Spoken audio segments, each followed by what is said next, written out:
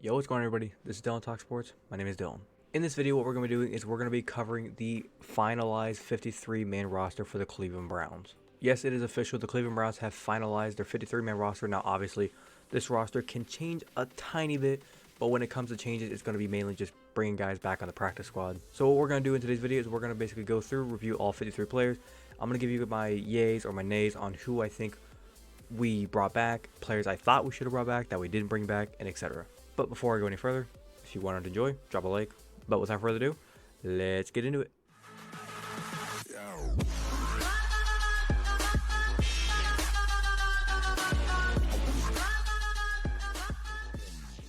So let's go ahead and start off with the waived players.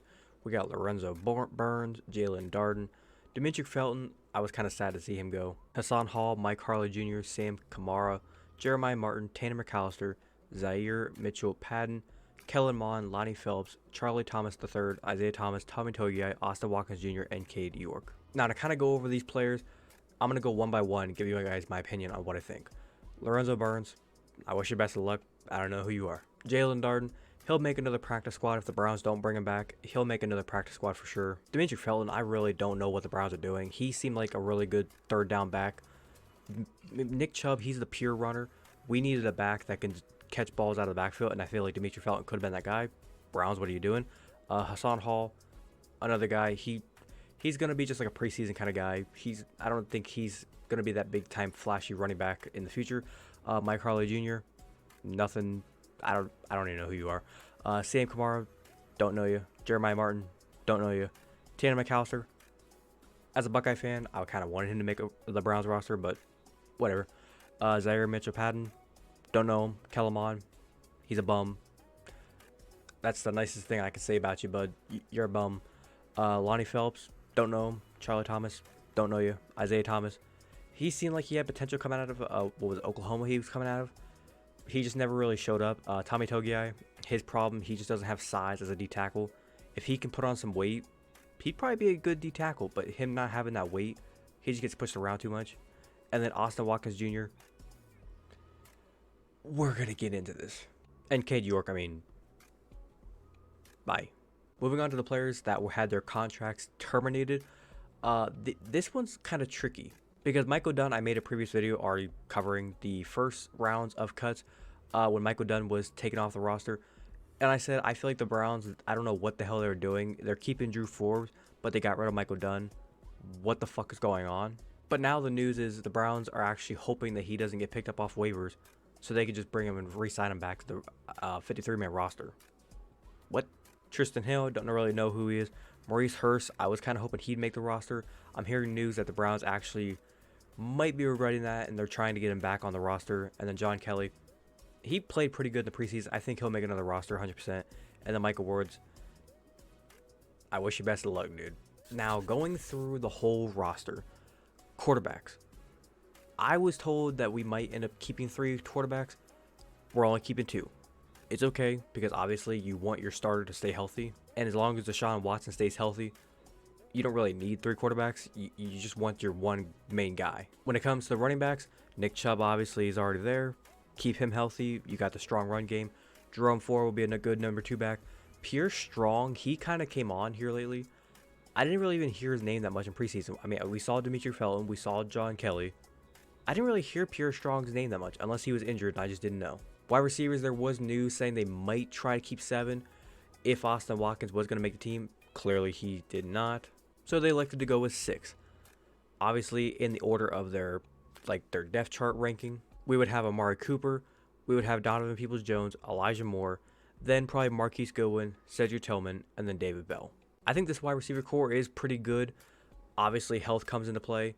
Marquise Goodwin, he is coming back from having, I believe, blood clots. I wish him healthy road down the line. Hopefully he's good to go for week 1. He says he might be, but we don't know until he gets out there on the field. I do think this wide receiver core does have a little bit of everything. You have your crispy route runner / possession catch type receiver with Amari Cooper. You have your speedster and Marquise Goodwin.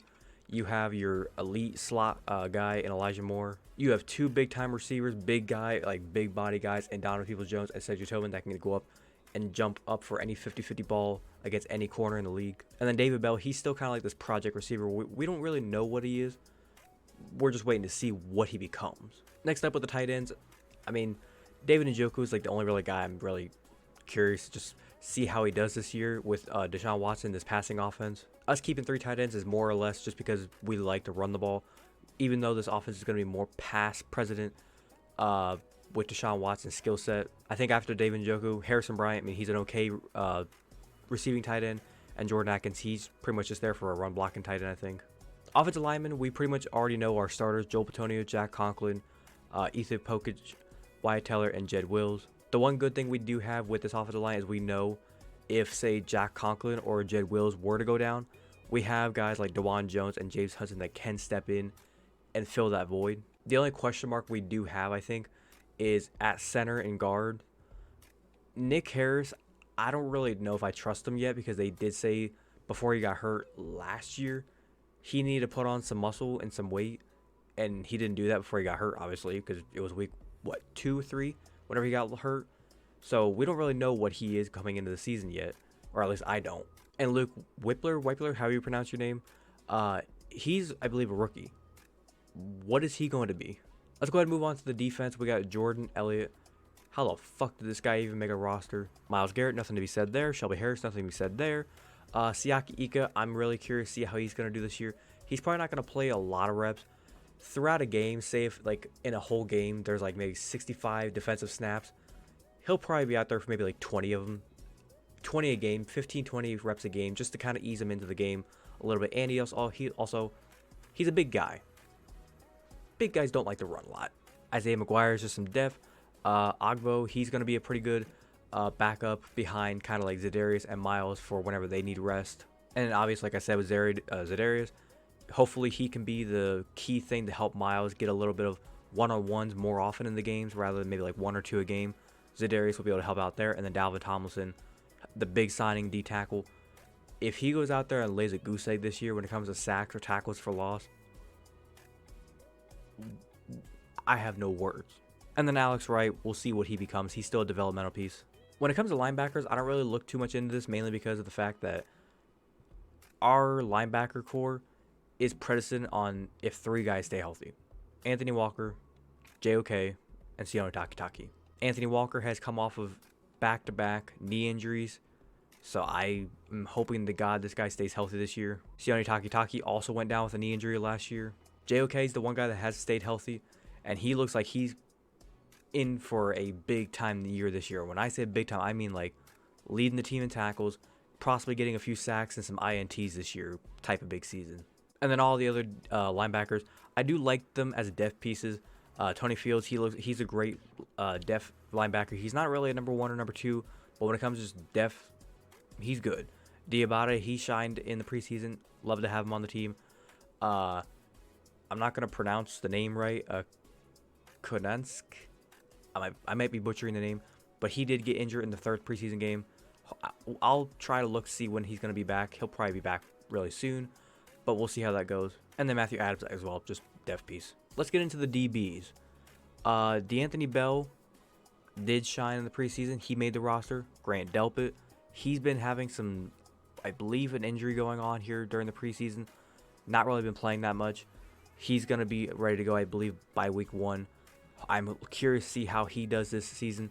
From what I've heard is Juan Thornhill is taking Grant Delpit under his wing and trying to teach him and tutor him to being a better safety. MJ Emerson is a great corner number 3, possibly number 2, depending on when things happen. They tried him a lot last year at corner number 1 for some fucking reason. Hopefully this year this defense gets back to Denzel Ward, you're on the number 1 receiver. Greg Newsome, you're on the number 2 receiver. Martin Emerson, you go on the slot guy. Obviously, like I said, we have those guys on the team.